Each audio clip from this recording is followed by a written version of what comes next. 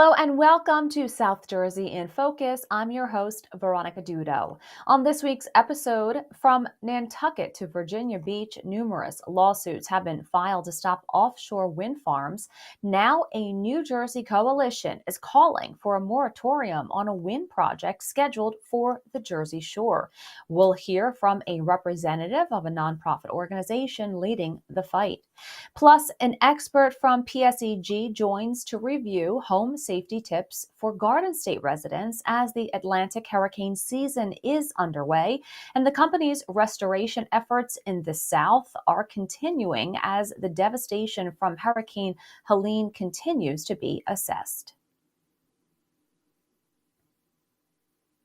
A coalition of New Jersey towns, organizations, and concerned citizens has formed to oppose the state's largest offshore wind turbine project.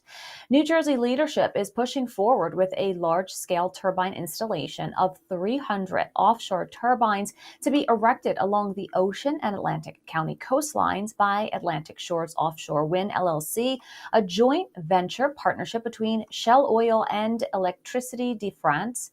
The Jersey Strong Coastal Coalition is calling for a review of the planned installation, citing concerns over environmental impacts, economic losses, and technological issues, including a recent turbine blade malfunction. With state leadership pushing forward on the fast-tracked project, the coalition argues that more needs to be done to protect the coastline and local economies. To explore the growing opposition to this massive wind project and its potential consequences for New Jersey, we're joined by Sherri Lilienfeld, an environmental technology expert, engineer, and the community awareness leader with DefendOurBeachesNJ.org. Hi, Sherri. Thank you so much for joining the show today. Hi, thank you for having me. So can you explain the key concerns that led to the formation of the Jersey Strong Coastal Coalition? Sure. The key concern is that this project that's being pushed in New Jersey is going to be the largest project with the most amount of wind turbines, the closest to the shore. And there's so many questions that need to be answered that haven't been answered. Yet this project keeps on getting fast-tracked through all the government agencies. They keep on pushing it ahead without these questions answered. And the bottom line is New Jersey is going to be the test case, the guinea pig for this offshore wind project. And we already know so many bad things that are happening, like the Nantucket crisis that you talked about. That project was 35 miles off the coast, where ours is going to be less than 9 miles off the coast. Those wind turbines were 850 feet high, and ours are going to be 1,047 feet high. The blades are much bigger, so they keep on pushing manufacturing and pushing the limits without perfecting where they already are. There's so many defects and problems with this technology, yet they keep on pushing so that New Jersey can say we have the biggest, largest wind farm off the coast. Like, why? So yeah, that's why the coalition was formed, is to defend our economy and ecosystem and streamline it. We're all fighting the same thing, so we're combining forces. Now, what specific environmental risks does the coalition believe this offshore wind project poses to New Jersey and its coastline? Well, there's so many. First of all, there's so many acts and laws that are being defied, like the Endangered Species Act, the Wilderness Act, Coastal Zone Management Act. For example, the right whale, the North Atlantic right whale, is an endangered species. There's only 388 of them left, and only 7 of them are deemed to be females that can reproduce. And these wind turbines are right in their migratory pattern and the noise. And so that's just one thing. But there's other things like noise pollution. People don't think about it. These turbines are so big, and when they turn, they could produce such high decibel sounds. There's something called wind turbine syndrome, which is infrasound, like a sound you can't even hear. And it's been known that people that live near wind turbines suffer health effects and sleep disturbances. Well, I don't know about you, but I have a hard enough time sleeping. I don't need a wind turbine near me to keep me up anymore at night. Now, this project is billed as helping climate change. Does it? And what is the stance of the coalition on that issue? Well, it's very interesting that you say that because BOEM, the Bureau of Ocean Energy Management, which approved this project and similar energy projects off the coast, state in their own reports that the wind turbine projects will have a negligible impact on global warming. So why are we moving ahead with these projects that aren't even going to move the needle on global warming, yet are going to cause so much destruction on our oceans and our shorelines, in our economy, if it's not even going to help?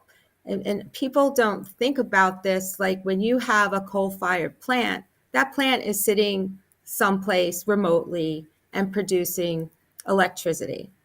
So, yes, we want to do that cleaner and better, but it's sitting away from people. These offshore wind turbine farms not only are out in our oceans and visible to everyone, but they have to run massive cables under the ocean floor and through residential neighborhoods to get that electricity to the grid. They have a huge footprint, thousands and thousands of acres out in the ocean, and then more through towns and neighborhoods. Why are we doing this if it's not even going to move the needle on global warming? There are other alternatives that we should be looking at with much less negative impact. How has the state government responded to the coalition's call for a pause and review of the wind turbine installation? Great question. Well, just to say, it's not just the coalition. There have been lots of organizations up the coast that have been filing lawsuit after lawsuit asking for a pause, asking for more data, asking for more research. And their response has been, let's just keep on approving this and moving on. They haven't done anything to indicate that they're going to pause. Every indication is they are continuing to move on and continuing to push these projects forwards, despite all the evidence that they should be looking further, or they don't have the information to make an educated decision. But they keep on pushing this along. So not the response we wanted. We want them to take the time and really evaluate this, but they're not. What are the legal challenges the coalition is pursuing to stop or slow down the project? So there's a number of notable suits out there they want to highlight. One of the big ones is against the New Jersey Board of Public Utility. They are violating their own state law, which mandates that any increase in utility rates needs to be exceeded by economic and environmental benefits. Both of those things are not the case here. Now, if you think your utility bills went up this past summer, everyone was complaining about it.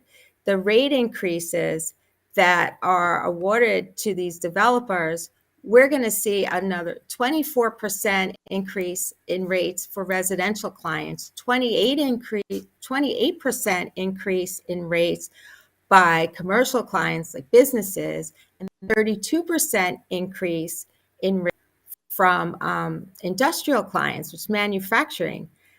That is going to really, really hurt us and on top of it, there's going to be massive job losses. The fishermen are all complaining they're already seeing problems with what they're able to capture and sell. The scallop industry is being really harmfully affected. So there's so many economic impacts like loss of tourism and jobs. I was at a council meeting where Atlantic Shores was flat out asked, well, how many jobs are we talking about that, they keep on saying all these jobs, all these jobs. Well, they said 88. 88 jobs? Like, we're doing all this for 88 jobs, yet all of these businesses are going to close down that depend on tourism. Real estate values are going to go down. So anyway, the NJBPU is a big one. There's also some lawsuits regarding the noise. People are going to hear the noise. Onshore, sound apparently travels better over a body of water. So the sound from these turbines being installed and when they're turning are going to be heard onshore, and they're going to see local noise ordinances. Then, of course, there's all the marine mammal acts that they're violating. So we're pursuing a lot of different legal angles, the environmental side and the economic side, and including New Jersey Board of Public Utilities that keeps on improving these rate increases. And I forgot to mention taxes are going to go up too, because there's subsidies that we pay. There's tax credits that we pay these renewable electricity energy developers that, guess what? We pay them. We are subsidizing all this development.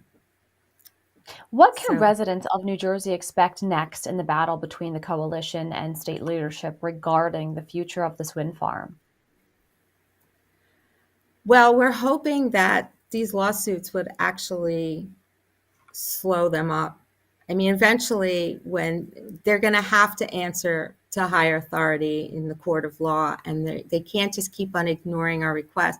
So when we do these lawsuits, we give them, we warn them first that we're going to sue them, but we give them 60 days to take action, which they don't. So then we start filing the lawsuits. So eventually, one of these lawsuits is going to slow them up and stop them. And also, their costs are going up. These developers, that Nantucket thing was devastating to them. Apparently, GE that supplied the wind blade, they've had other blade failures. They actually have other lawsuits. They're going to have supply chain issues with their blades because GE is getting a little skittish and is not going to be looking forward to more lawsuits. These wind turbine blades for this project, I said, are much bigger than the ones in Nantucket that failed, and they have others that have failed in recent years, and there are lawsuits on the table against GE. So, I mean, that's one thing you can expect. You can expect to see a lot more lawsuits, and now that we have a coalition, we got organizations from Cape May up until Cape May County up to Bergen County. So we have a lot of people now working together. So you're going to see a lot more lawsuits. One thing I did want to mention too, and people need to really think about this, if these wind developers go out of business, there is no plan, there's no money for decommissioning of the wind turbines. They could start installing wind turbines, and keep in mind, first phase is 200 wind turbines, 1,047 feet. There is no plan for decommissioning them.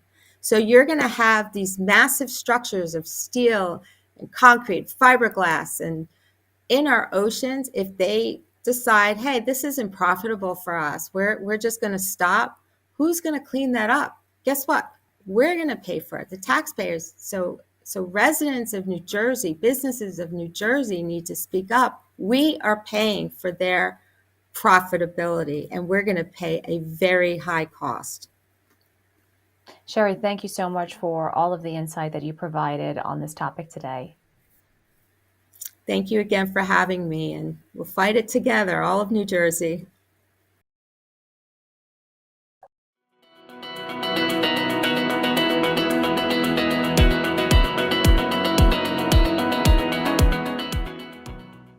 The Atlantic hurricane season is underway and runs through November. Many in the region will remember Hurricane Sandy, which struck the area in 2012.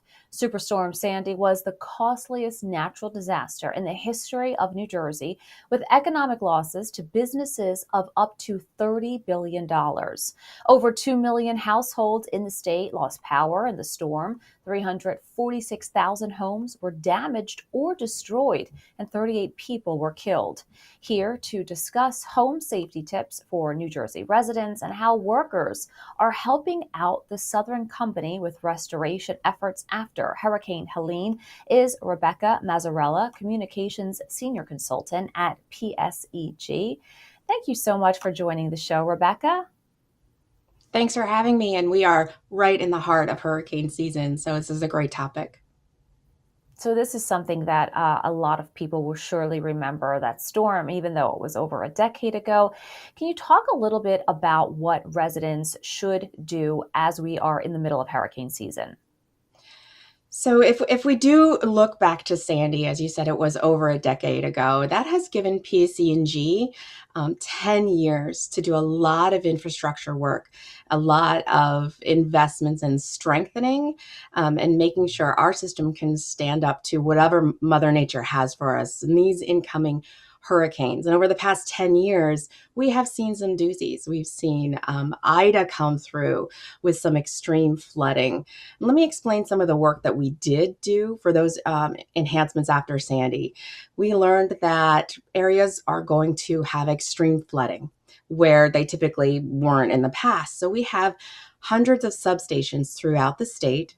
We are New Jersey's largest provider of electric and natural gas service. So we are the largest utility in New Jersey.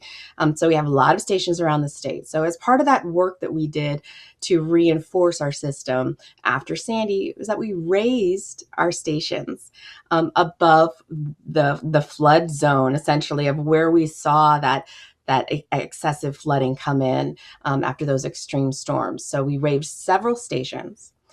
We've also implemented some what we call smart technology. We've added new infrastructure, new equipment, and a lot of this equipment is automated. So if there's an outage or the system is impacted in some way, it will automatically segment that outage so as few number of customers are impacted by that outage as possible. So it kind of redirects the power to ensure that we're able to keep as many customers on while we do that work for that restoration. So we've raised stations, we've added some smart technology, and we've really strengthened the system. And over the past 10 years, our performance has really shown that those investments have paid off. We are one of the country's most reliable utility service. And what does that mean? That means that our lights and your power is going to stay on. We're very reliable. We're there when you need us, despite what Mother Nature has intended for us. So we strengthened our system. We've raised our stations. So we have, hurricane season is we're right in the middle of it. People don't realize that it does kind of go into fall. And that's kind of when Sandy hit us 10 years ago. So, we've seen it's been very active. We've had Hurricane Helene, which is down in the southern area. And so they are dealing with millions of people without power now. We were able to, through what's called mutual aid. Utility companies are really good at supporting each other through the recovery of those really impactful storms. So when Hurricane Sandy came in, we had over 4,000 utility workers from across the country, as far away as Quebec, and including Southern Company, they came in to help restore the power. I mean, I know many people were out of power for a week. So extended outages are very, very, and we understand they're very hard to manage and to get through. So our goal is to always get your power back as quickly and as safely as possible. And a lot of times we lean on those other utilities from across the country, and that's called mutual aid. So with Helene coming through, we were able to return that favor to Southern Company because they did come up and help us during Sandy. We were able to go ahead and send about 90 workers down there to help restore the power. And that includes line workers, tree crews, supervisors, logistics, all the help that they need to get that power on quickly. So they're down there now. They plan to be there for about 2 weeks or until they're no longer needed. And they'll go ahead and come back up north to return to their typical day jobs with us here at PSEG. Now, as you mentioned, there is that contingency plan, that mutual aid where other stations and companies are ready to go. And of course, the South came up for us on the East Coast during Superstorm Sandy. And as you mentioned, they are now, they've rolled out to help the Southern Company down in Georgia. And it's something that a lot of people have been watching on the news, just the total and utter devastation. And now there's another Hurricane Milton, which is right behind it. So, of course, people are tracking that.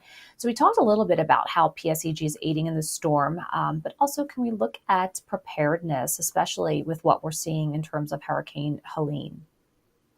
So with the aftermath of Helene, there's a lot of cleanup that still needs to happen to make those areas safe for the next hurricane to come in. So if you look at the news and you see the piles of debris, all of that needs to be cleaned up, because that can be another potential hazard when another storm comes through. So as far as preparedness, at PSEG, we always like to say, and it's true, we are preparing every day to making sure our system is reliable and resilient to any storm that comes. We have tree crews that are out there making sure that our lines are clear of any possible trees that may come down or limbs. So we are constantly keeping up with that vegetation management. That's part of the preparedness. Should a hurricane make its way up through the East Coast, we go what we call into storm mode, right? Several days in advance. We are constantly in touch with our weather experts. We talk about the strength and severity of the storm. We anticipate what type of damage could be caused to our system and the potential outages that our customers could experience. So several days ahead of time, we are working, making sure we have the staff on board, making sure we have the equipment, making sure we have teams on standby. And if it's a big enough storm, like a Helene or the new one coming in through Florida, if it's a categorized storm, like a 1 or a 2, we may also, depending on the situation, make that call to ask for that mutual aid from other states in our region to come help us should we need that additional support when we have multiple outages, multiple days with many of our customers impacted. Now, what are some home electrical or gas safety tips for our viewers? So if I could just stay in the area of storm preparedness and safety, some tips that our customers and your viewers could probably really benefit from would be to think about what your home might experience during that specific storm. So if they're expecting flooding, right? So we're going to have extensive flooding. Many areas know kind of what homes are subject to flooding, and they have their own kind of prep work that they do.